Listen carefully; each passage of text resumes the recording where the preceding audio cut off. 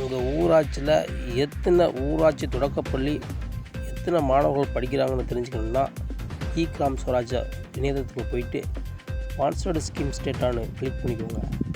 அதுக்கடுத்து school asset டேட்டானு click பண்ணிக்கோங்க. அப்புறம் உங்கள் மாநிலத்தை தேர்வு செஞ்சுக்கோங்க. அதுக்கப்புறம் உங்கள் மாவட்டத்தை தேர்வு செஞ்சுக்கோங்க.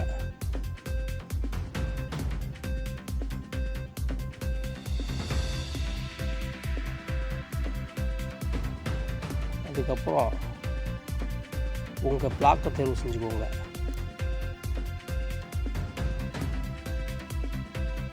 அதுக்கப்புறம் உங்கள் பஞ்சாயத்தை தேர்வு செஞ்சுக்கோங்க.